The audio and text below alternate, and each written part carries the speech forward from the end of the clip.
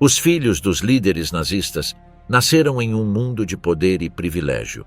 Enquanto seus pais semeavam o caos, eles viviam rodeados de luxos, protegidos da realidade.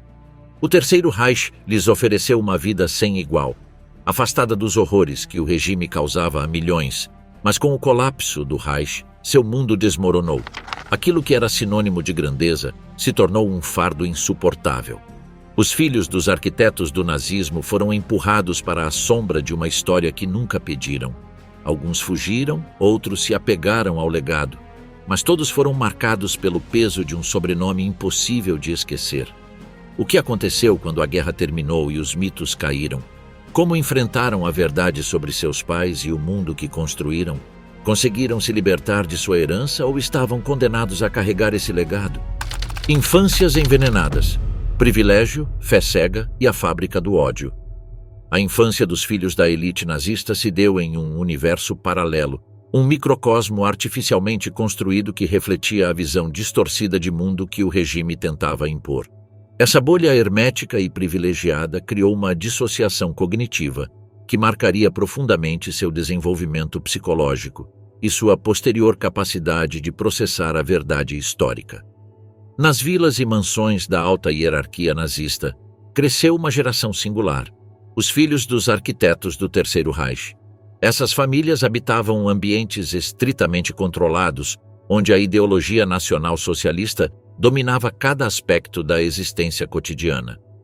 As crianças nascidas nessas circunstâncias excepcionais desfrutavam de privilégios incomparáveis enquanto permaneciam alheias às atrocidades que seus pais orquestravam. A estrutura de autoridade nessas famílias frequentemente refletia os princípios hierárquicos do regime. O pai ocupava uma posição inquestionável, exigindo lealdade absoluta tanto no âmbito público quanto no privado.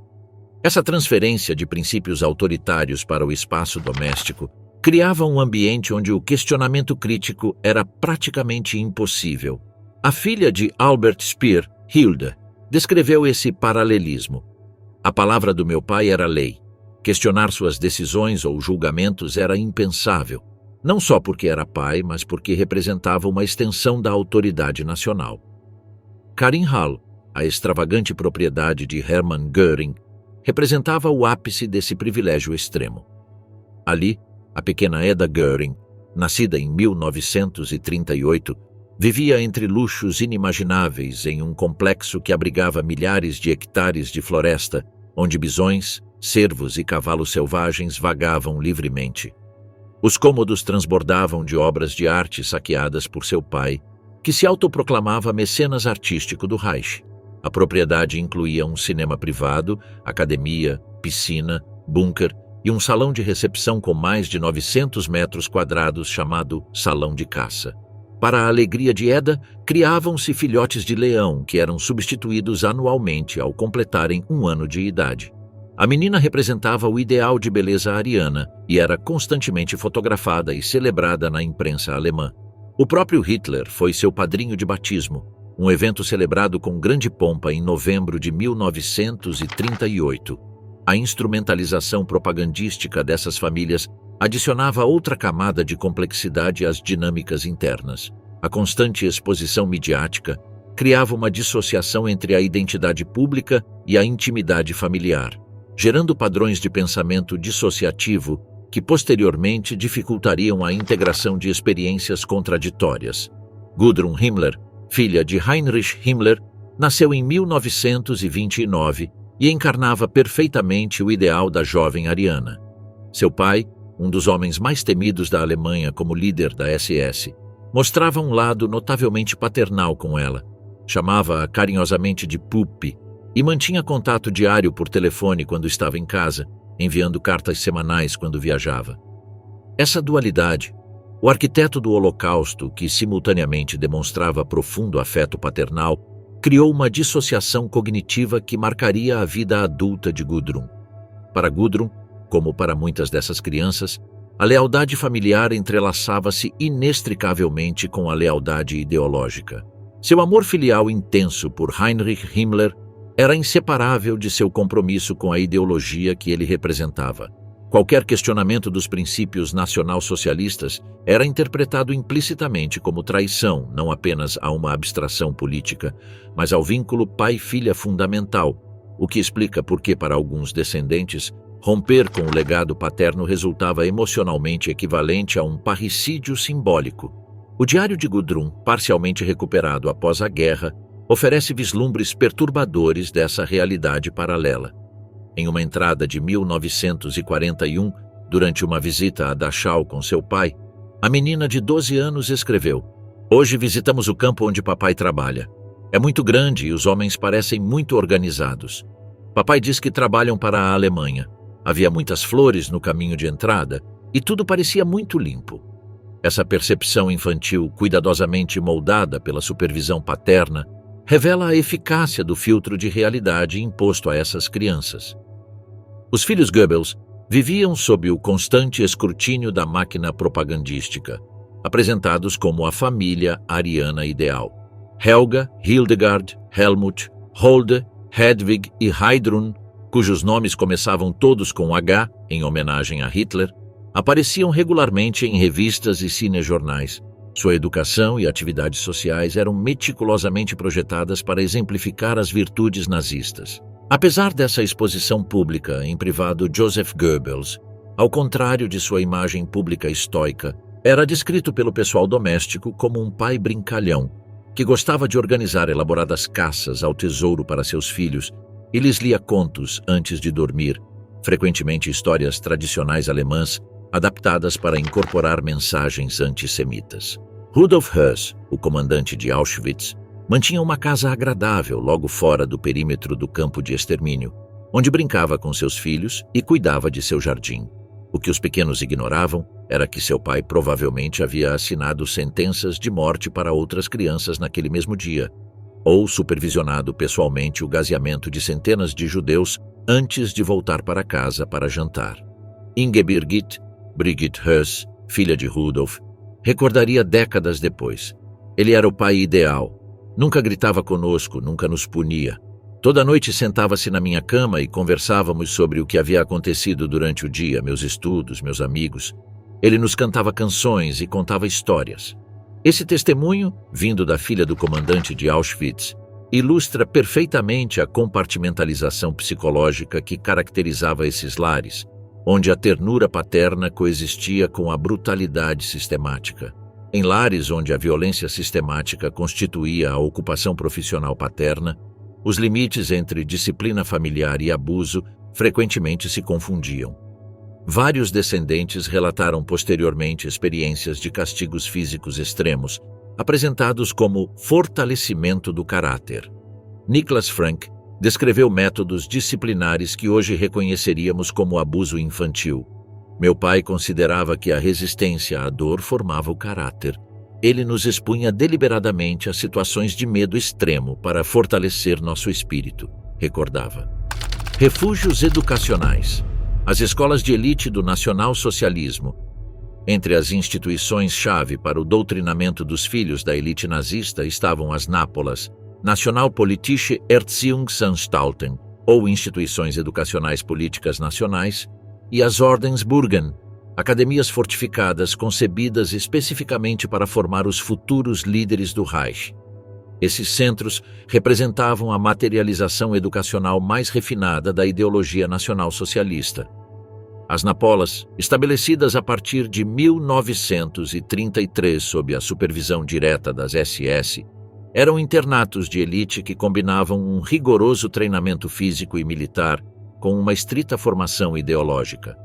Os filhos de oficiais de alta patente e membros destacados do Partido Nazista tinham prioridade na admissão, criando um ambiente educacional exclusivo e hermético. O sistema de admissão a essas instituições refletia as obsessões raciais do regime. Os candidatos deviam se submeter a exames físicos minuciosos para verificar sua pureza racial, medindo desde a proporção craniana até a distância entre os olhos. Horst von Wechter, filho do governador nazista da Galícia Otto von Wechter, descreveu posteriormente esse processo como uma combinação de exame médico e ritual de iniciação, onde éramos medidos como se fôssemos gado de raça pura. Eda Göring, Embora jovem demais para frequentar uma anapola antes do colapso do regime, estava destinada a estudar no Landschulheim am Solling, um internato de elite. Para os 7 anos, já demonstrava os efeitos do intenso doutrinamento a que havia sido submetida. Um oficial aliado que a interrogou em 1945 anotou que a menina era capaz de recitar propaganda nazista com inquietante precisão e exibia um desconcertante orgulho ao falar de seu padrinho, Hitler. Para os adolescentes, as escolas Adolf Hitler Schulen, fundadas em 1937, ofereciam um ambiente ainda mais exclusivo. Helga e Hildegard Goebbels, as filhas mais velhas do ministro da propaganda, frequentaram brevemente uma dessas instituições. Seus diários, descobertos parcialmente após a guerra, revelam como essas instituições moldavam sistematicamente a percepção da realidade. Helga escreveu em uma entrada de 1943: "Hoje aprendemos por que devemos nos manter puros. A professora Mayer nos mostrou fotografias de raças inferiores e seus defeitos. Sou grata por ter nascido alemã." O currículo dessas instituições concentrava-se quase exclusivamente na eugenia e nas teorias raciais. A biologia ensinava a suposta base científica da hierarquia racial nazista, apresentando como fatos objetivos teorias pseudocientíficas sobre a superioridade ariana. A matemática incorporava problemas práticos relacionados a gastos militares ou cálculos de carga econômica, representada pelas populações improdutivas. A história era completamente reescrita, apresentando a Alemanha como vítima histórica de conspirações judaicas. O testemunho de Wolf Rüdiger Hess, que frequentou uma anapola na Baviera, ilustra o impacto psicológico dessa educação. Crescemos convencidos de nossa superioridade natural. Os testes físicos constantes e a competição implacável criavam uma atmosfera onde demonstrar fraqueza era imperdoável. Só anos depois compreendi o quanto nossa formação era distorcida. Para as meninas, a educação era complementar, porém distinta. As instituições femininas, como as escolas de elite da Liga das Moças Alemãs, enfatizavam a preparação para os papéis de mães e esposas dos futuros líderes. Se os meninos eram treinados para comandar, as meninas aprendiam a ser perfeitas guardiãs do lar ariano. O modelo de feminilidade imposto era extremamente restritivo, com uma socialização centrada na futura maternidade como serviço à nação. A ideologia racial permeava até mesmo as atividades mais cotidianas. Bonecas serviam como ferramentas para praticar o cuidado maternal da próxima geração ariana. Os cursos de costura eram apresentados como preparação para vestir adequadamente os futuros soldados do Reich.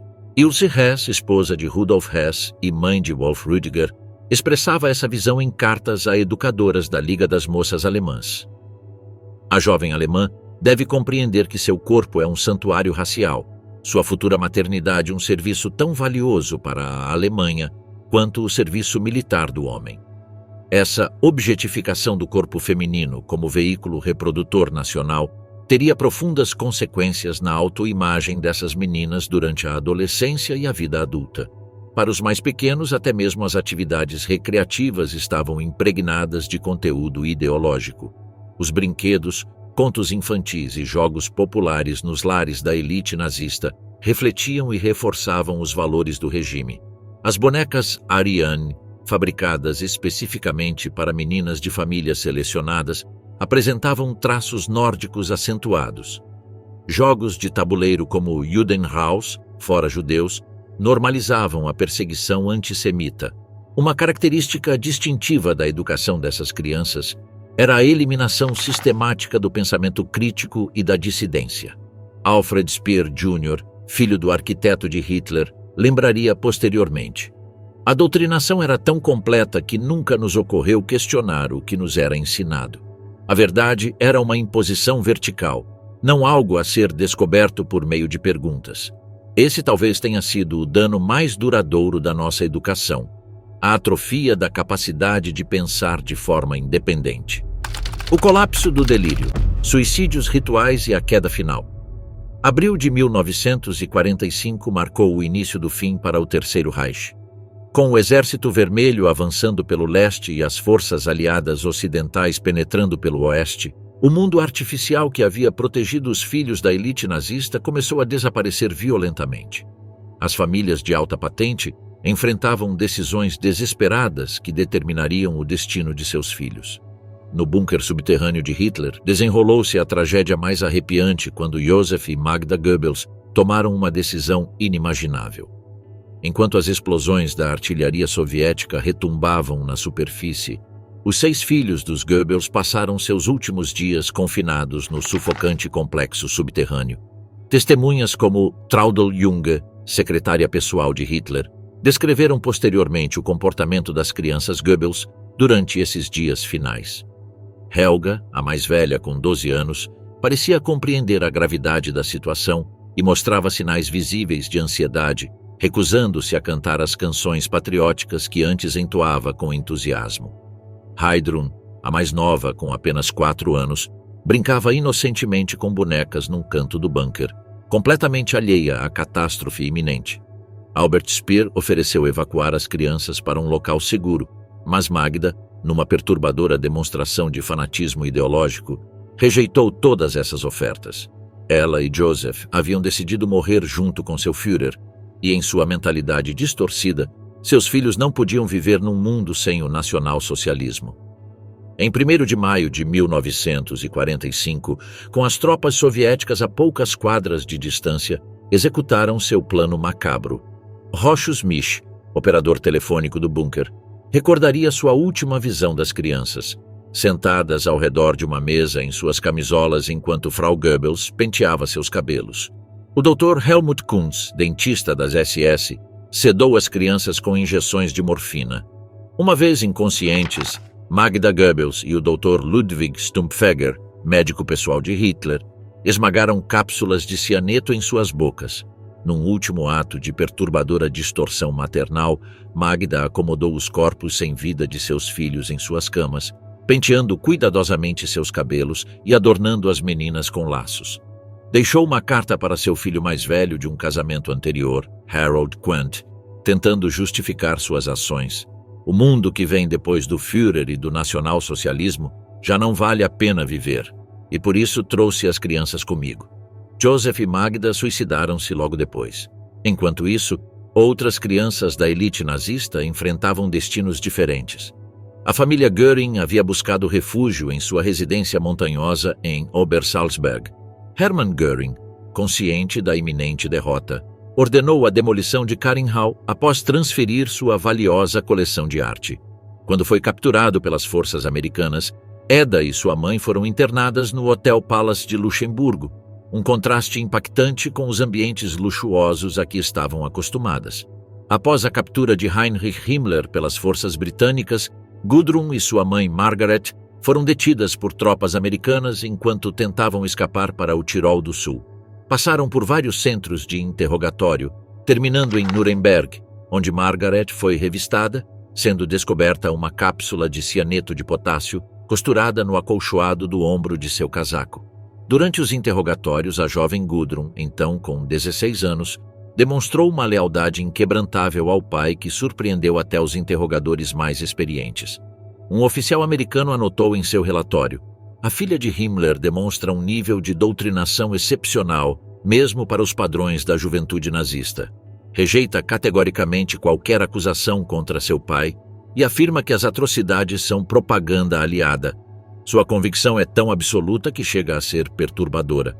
A família Bormann experimentou uma fragmentação abrupta quando Martin Bormann, o poderoso secretário pessoal de Hitler, desapareceu durante a queda de Berlim. Seus filhos ficaram desamparados e enfrentaram intenso escrutínio devido ao papel proeminente de seu pai no regime nazista. Os filhos menores de Bormann, Martin, Adolf e outros 7 irmãos, foram inicialmente acolhidos por famílias católicas que desconheciam sua verdadeira identidade. Essa separação traumática, combinada com a incerteza sobre o destino de seu pai, cujos restos só seriam identificados em 1972, criou um profundo vazio identitário. Rudolf Höss escapou temporariamente após a guerra, mas acabou sendo capturado, julgado e executado em 1947.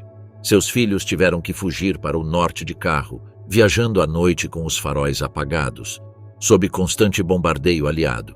Hus havia considerado o suicídio familiar e obtido as doses fatais necessárias de veneno em caso de captura pelos russos, mas acabou desistindo da ideia por causa das crianças. Para Adolf Eichmann, um dos principais organizadores do Holocausto, a fuga significou abandono familiar e posterior reencontro no exílio. Em 1948, obteve permissão de desembarque na Argentina e documentação falsa com o nome de Ricardo Clement.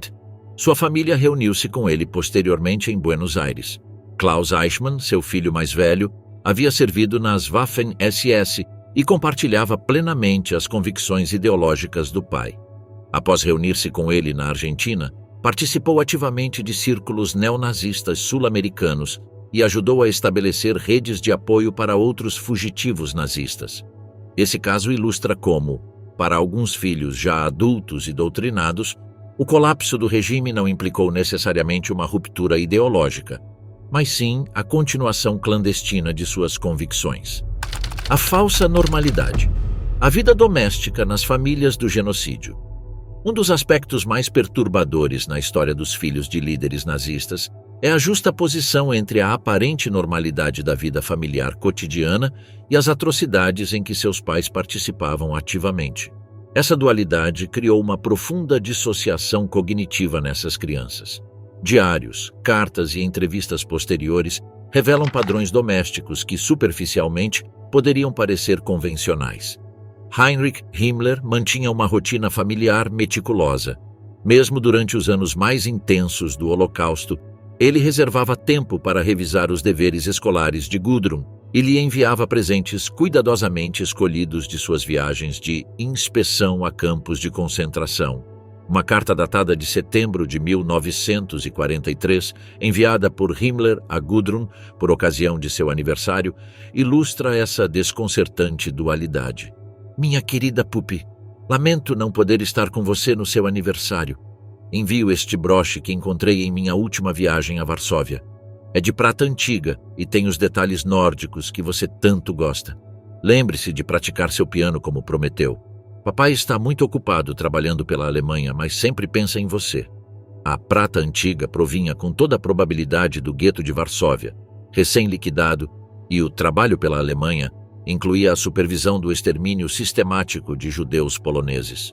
As fotografias familiares recuperadas do período mostram cenas inquietantemente comuns.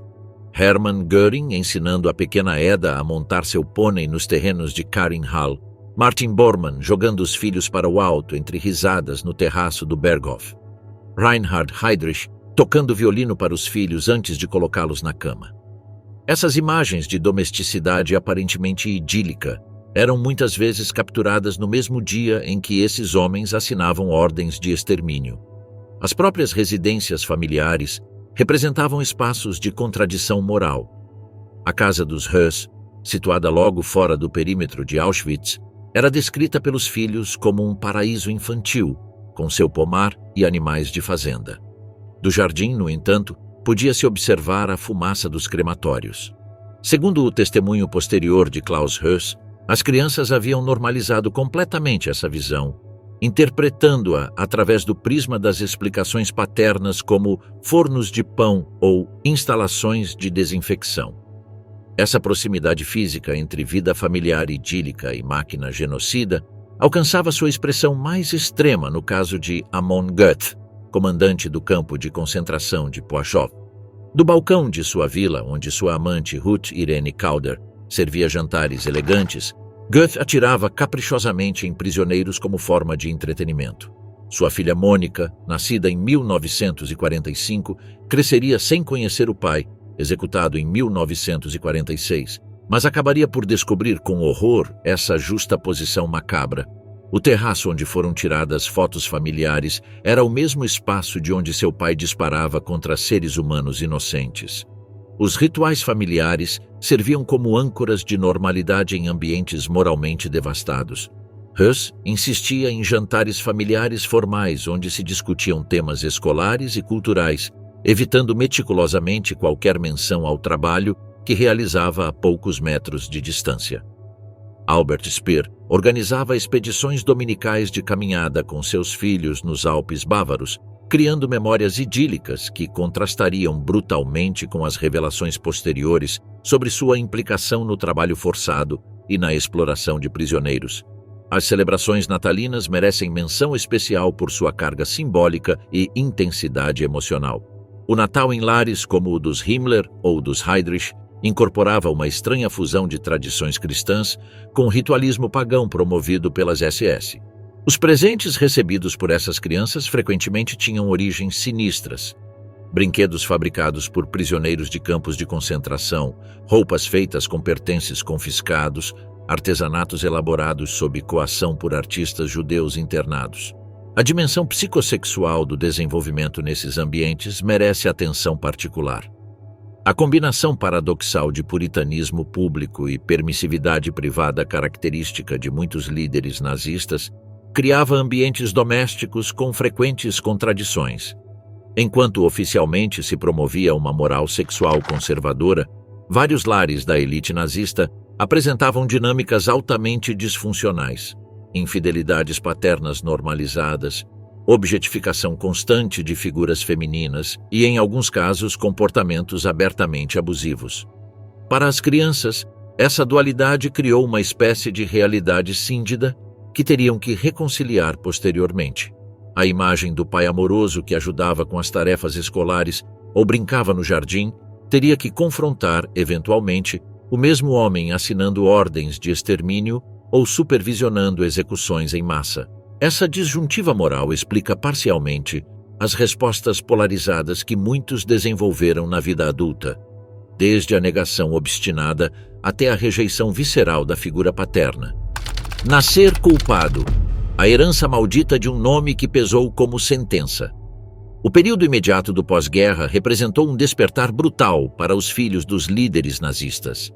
A Alemanha, que emergiu das ruínas do Terceiro Reich, era um país fisicamente devastado e moralmente traumatizado. Para esses jovens, muitos ainda adolescentes, a transição foi especialmente violenta. Seus sobrenomes passaram de ser motivo de reverência a se tornarem sinônimos de infâmia e maldade. Os primeiros anos após 1945 foram marcados por fome, deslocamento e caos social. As famílias dos oficiais nazistas, anteriormente protegidas das privações da guerra, se viram subitamente vulneráveis e expostas. Edda Göring e sua mãe, após a prisão de Hermann Göring e seu posterior suicídio às vésperas de sua execução programada, passaram de viver em mansões luxuosas a ocupar uma cabana sem eletricidade nem água corrente. Para os filhos de figuras proeminentes como Himmler, Göring, Frankl, Höss, a identidade tornou-se um fardo insuportável. Nas escolas, essas crianças enfrentavam um constante assédio, isolamento social e hostilidade aberta. Muitos optaram por mudar de sobrenome ou adotar o nome dos parentes maternos.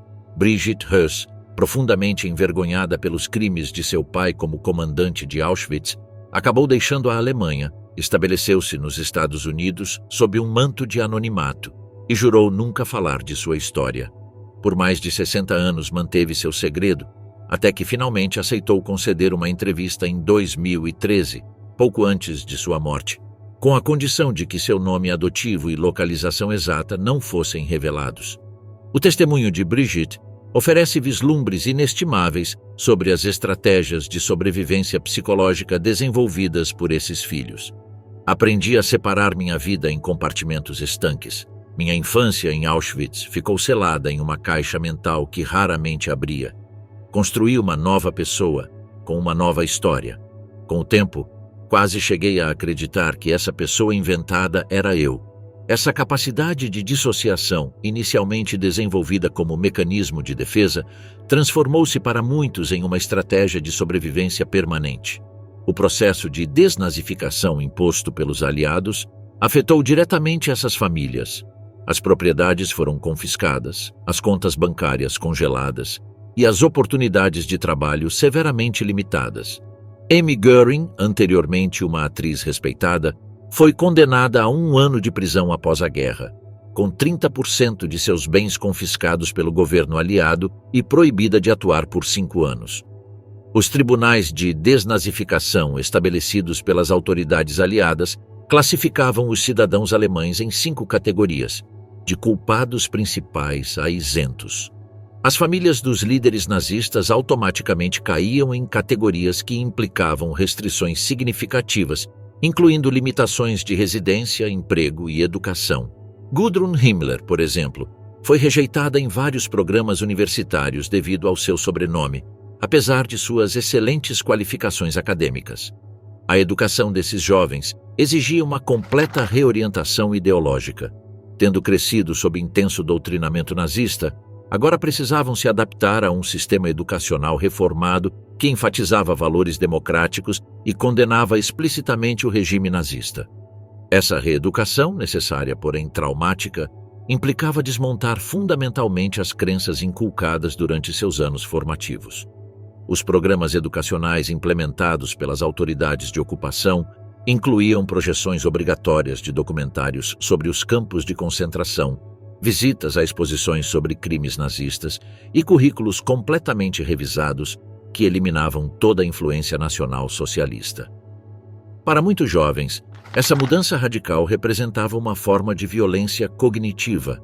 Psicologicamente, esses jovens enfrentavam a dupla tarefa de processar o colapso do mundo que conheciam e reconciliar a imagem do pai amoroso com a do criminoso de guerra.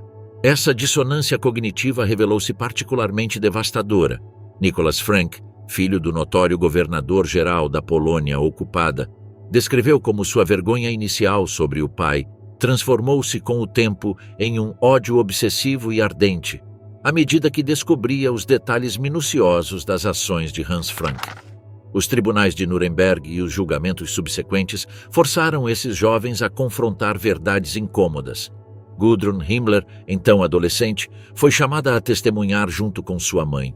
O espetáculo público de seus pais sendo julgados, condenados e, em muitos casos, executados, adicionou mais uma camada de trauma às suas já complicadas existências.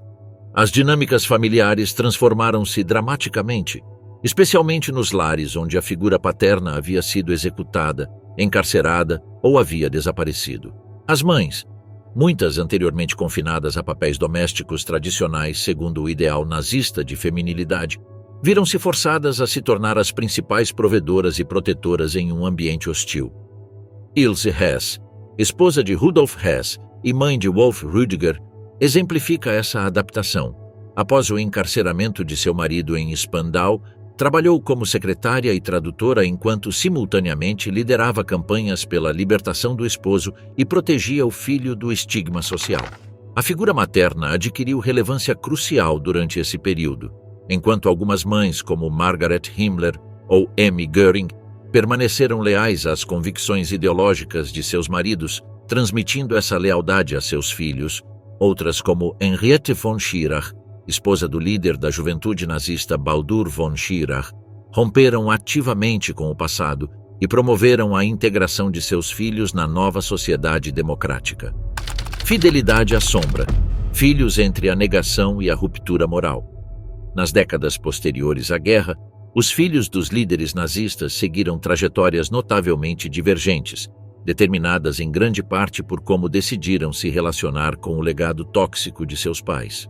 Alguns optaram pela ruptura radical, outros pela defesa obstinada, e alguns mais por um território ambíguo entre a lealdade familiar e o reconhecimento das atrocidades. Gudrun Himmler representa o caso mais evidente de lealdade inquebrantável. Após a guerra, dedicou sua vida a preservar e reabilitar a memória de seu pai, Heinrich Himmler. Ela se juntou à Stille Hilfe, Ajuda Silenciosa, uma organização clandestina que oferecia apoio a membros das SS presos, condenados ou foragidos. A determinação de Gudrun em defender o legado de seu pai alcançou dimensões quase obsessivas.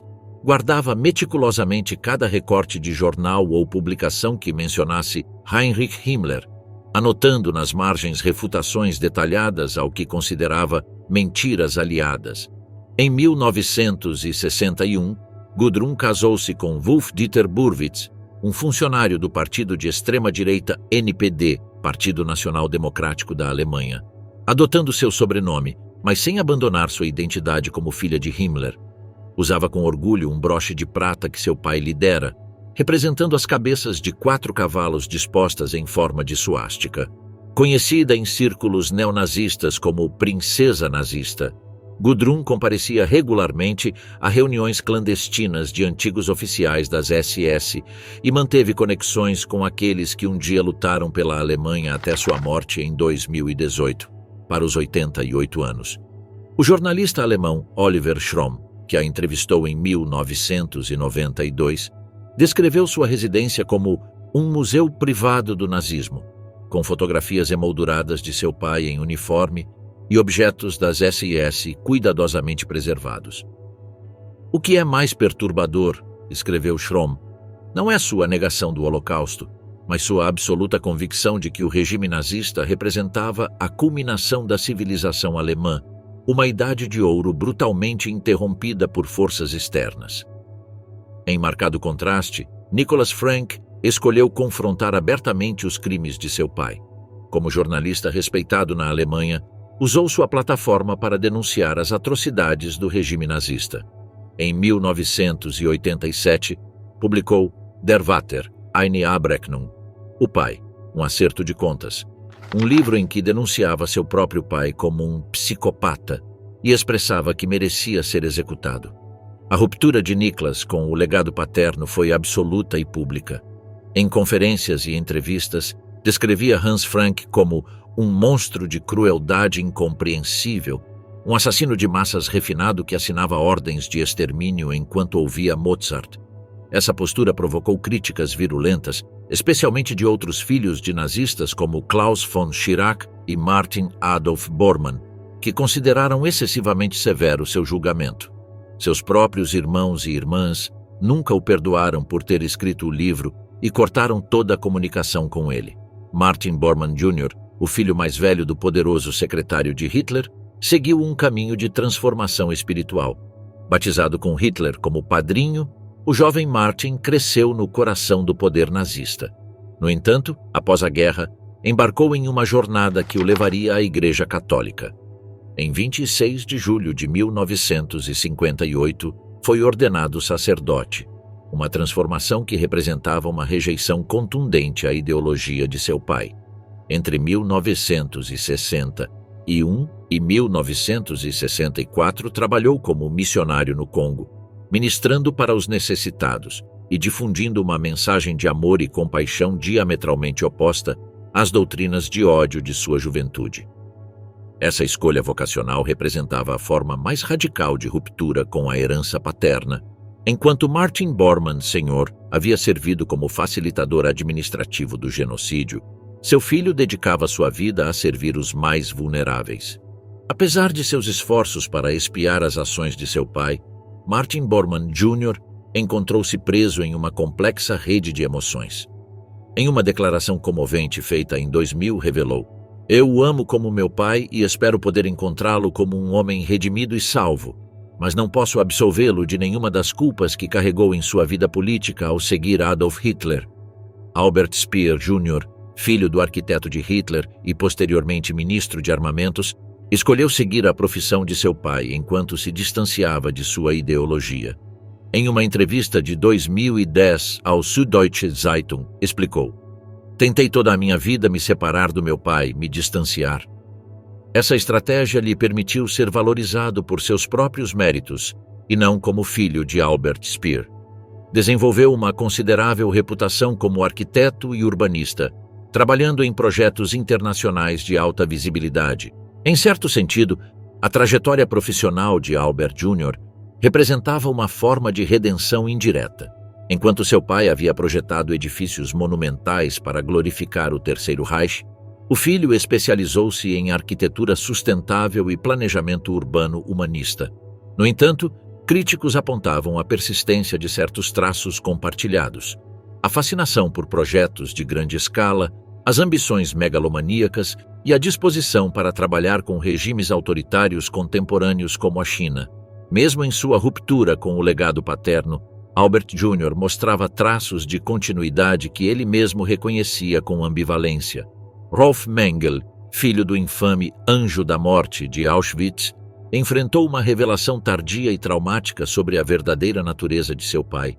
Criado longe de Auschwitz e alimentado com desinformação, Rolf cresceu acreditando que seu pai era um herói de guerra.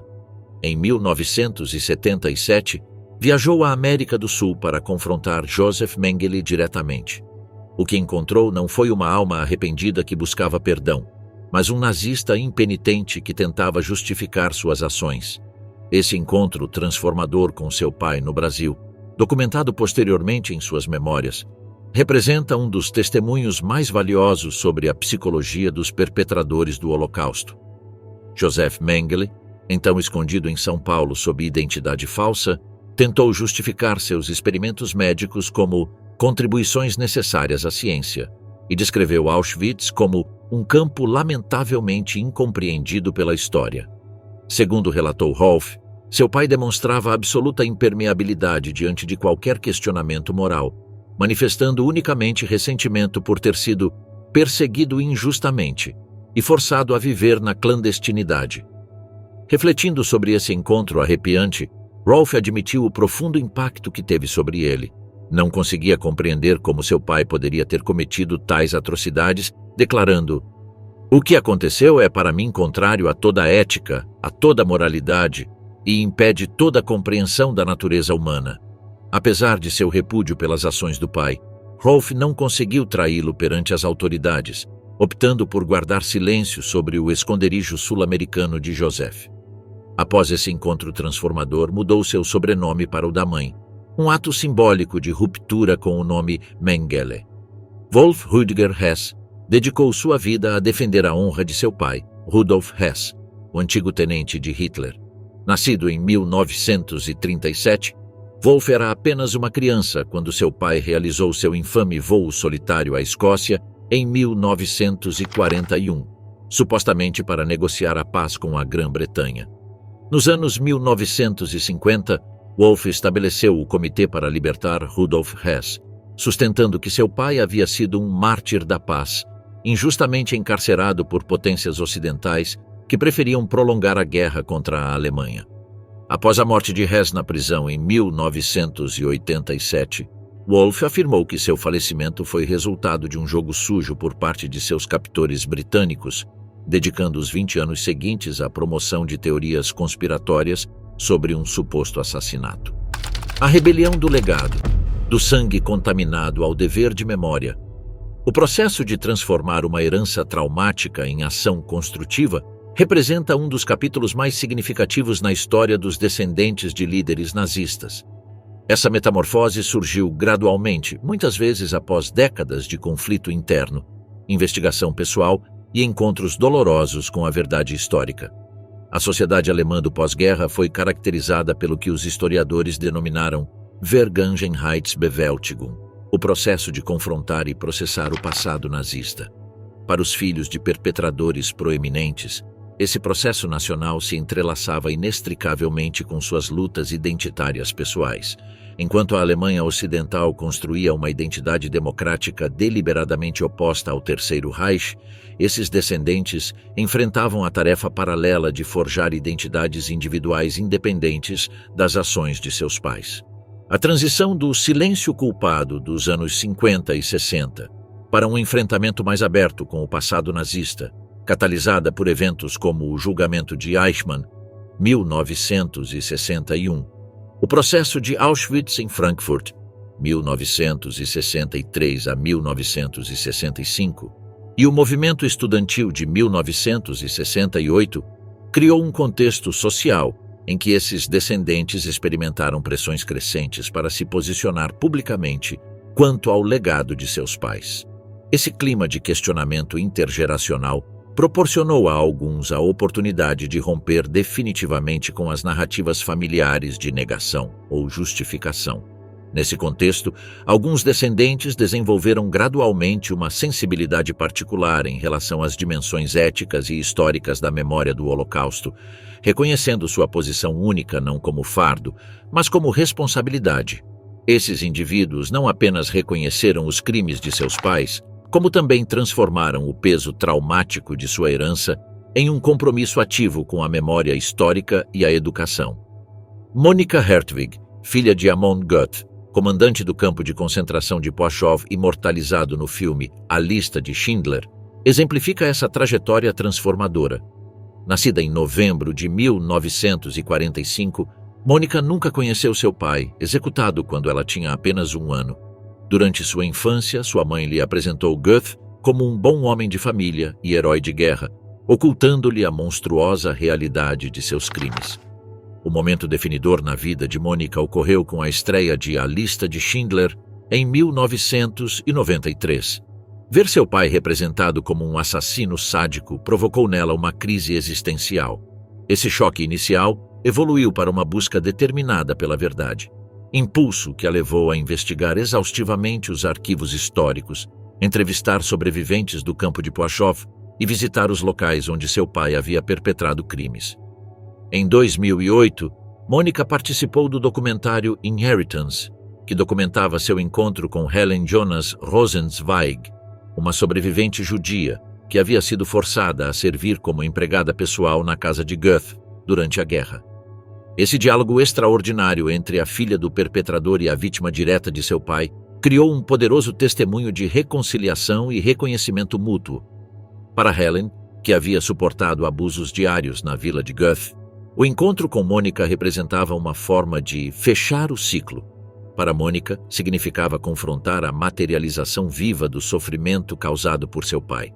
O momento culminante do encontro ocorreu quando ambas as mulheres, de pé sobre as ruínas da vila onde uma havia sido torturada e a outra concebida, se abraçaram em um gesto que transcendia a divisão histórica entre vítimas e perpetradores. Rainer Höss, neto de Rudolf Höss, seguiu um caminho semelhante de ativismo histórico. Diferente de sua tia Brigitte, que optou pelo anonimato e o silêncio, Rainer abraçou publicamente sua complexa herança familiar. Seu despertar começou durante uma excursão escolar ao campo de concentração de Dachau, onde descobriu o sobrenome Höss em uma placa que listava criminosos de guerra nazistas. Num ato de ruptura simbólica, Rainer cortou laços com familiares que continuavam aderindo a ideologias venenosas e embarcou em uma missão para confrontar o legado de seu avô. Seu trabalho com educação sobre o Holocausto o levou para os mesmos locais onde seu avô orquestrou atrocidades inimagináveis, conversando com sobreviventes e ouvindo suas histórias.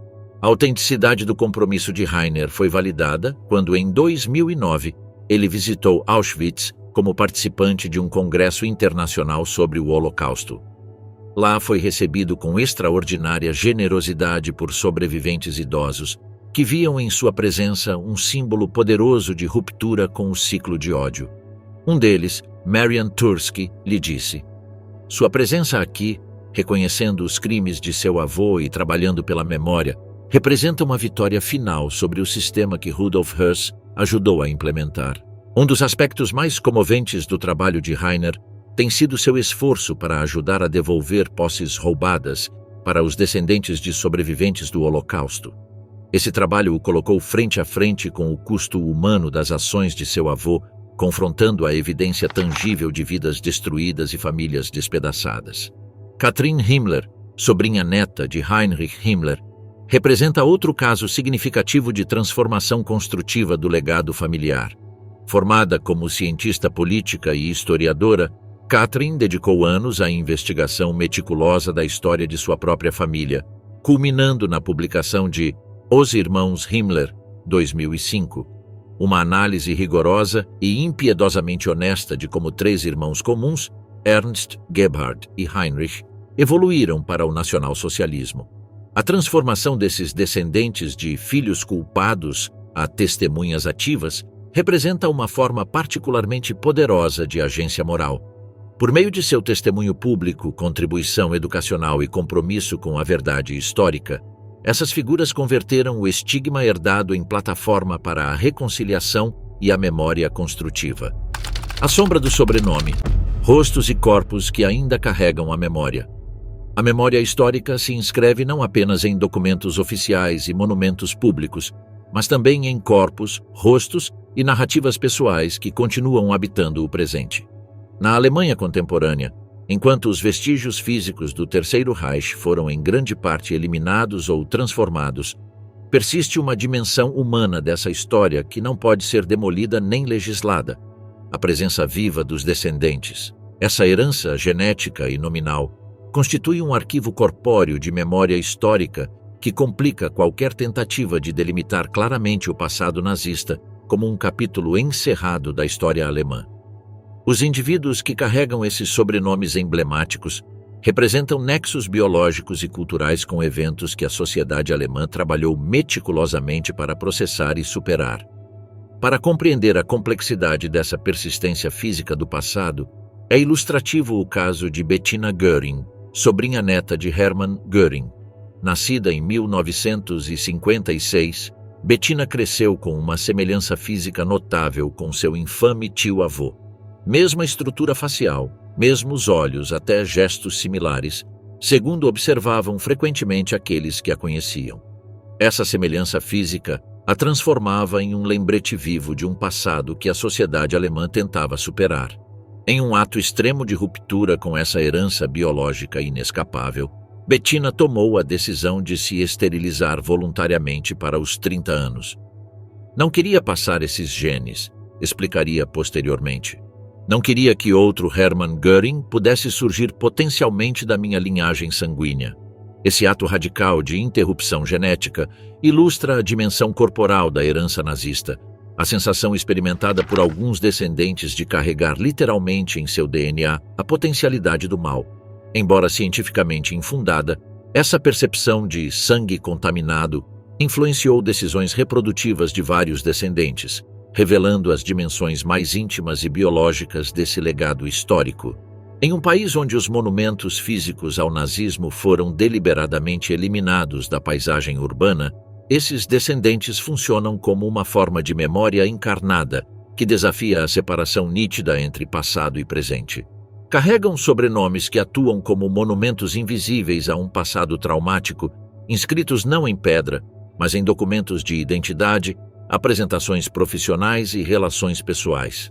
Esse fardo nominal levou a decisões dramáticas de ruptura identitária. Eda Göring nunca se casou nem teve filhos, carregando o sobrenome paterno até sua morte em 2018 como uma forma de lealdade obstinada. Em contraste, os 4 filhos de Albert Speer Jr. decidiram mudar legalmente seu sobrenome após sua morte em 2017, rompendo assim a continuidade nominal com o arquiteto de Hitler. Um neto de Josef Mengele, residente na Alemanha, utiliza um sobrenome completamente distinto e construiu sua identidade profissional e pessoal sem nenhuma referência a seu infame avô. Jennifer Tigg, neta de Amon Goeth, representa um caso paradigmático de como esse legado pode se manifestar inesperadamente mesmo gerações depois. Nascida de mãe alemã e pai nigeriano e posteriormente adotada, Jennifer descobriu sua conexão com Goethe completamente por acaso. Para os 38 anos, enquanto folheava livros em uma biblioteca de Hamburgo, encontrou um intitulado Eu Devo Amar Meu Pai, Certo? Reconheceu sua mãe biológica na capa e, ao lê-lo, descobriu que seu avô era o infame comandante de Płaszów. Essa revelação desencadeou uma profunda crise de identidade, especialmente complexa dado que Jennifer havia estudado em Israel e mantinha fortes conexões com amigos judeus. Seu processo de reconciliação com essa herança inesperada, documentado em seu próprio livro Meu Avô Teria Atirado em Mim, ilustra como o passado nazista pode emergir de forma disruptiva, mesmo quando parece ter se dissipado. O caso de Jennifer adiciona uma dimensão adicional a essa complexa herança, a interseção com a identidade racial.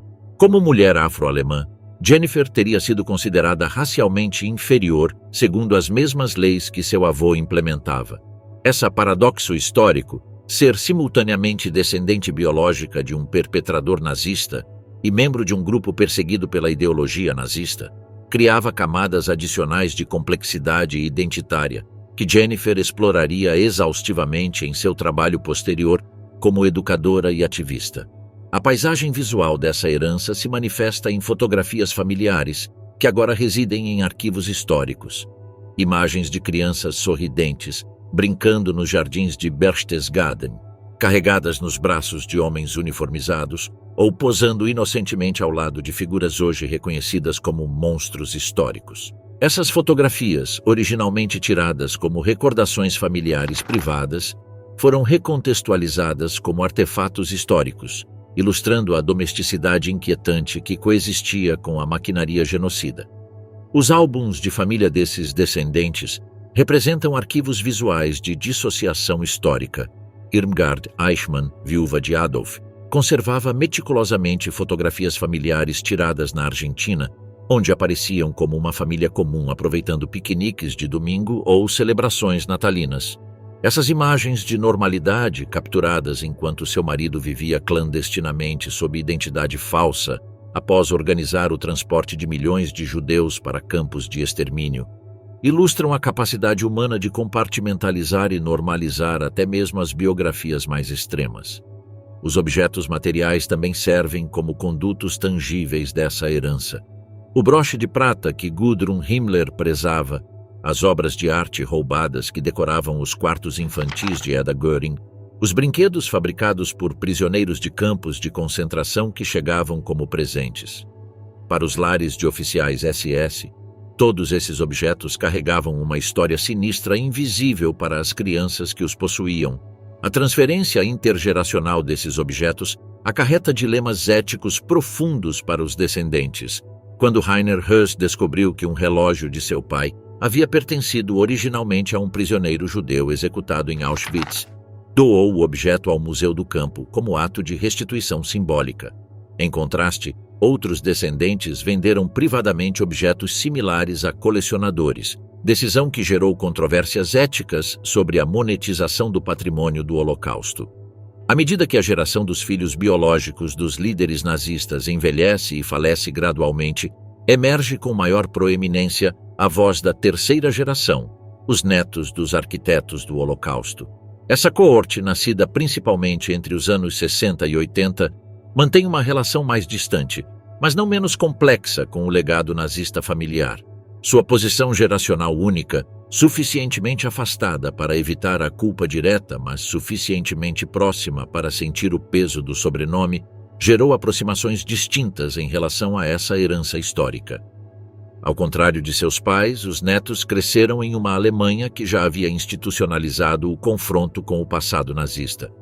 Para eles, a questão não era tanto descobrir e processar revelações traumáticas sobre crimes familiares, informação geralmente disponível desde a infância, mas desenvolver estratégias identitárias para integrar esse conhecimento em autobiografias coerentes. Como expressava Rainer Höss, meus pais tiveram que descobrir e aceitar o impensável. Nós já nascemos com esse conhecimento como parte de nossa herança. Nossa tarefa não é tanto a descoberta, mas a integração dessa história em nossas vidas. Para a maioria desses descendentes, a velhice trouxe uma espécie de resolução provisória, embora raramente completa. Fotografias recentes mostram rostos marcados por décadas de luta interna. Olhos que viram tanto arquivos históricos impensáveis quanto os rostos pessoais de sobreviventes. Muitos encontraram propósito em atividades educativas ou comemorativas, transformando o fardo de seu sobrenome em uma responsabilidade com a memória histórica. Outros encontraram paz em vidas deliberadamente ordinárias, contribuindo silenciosamente para uma sociedade que seus pais tentaram destruir. A sombra do sobrenome persiste, mas seu significado evolui. Para a geração original de filhos, representava uma ruptura catastrófica entre a infância privilegiada e a infâmia adulta. Para seus filhos e netos, tornou-se uma conexão mais distante, mas persistente, com um passado histórico compartilhado coletivamente.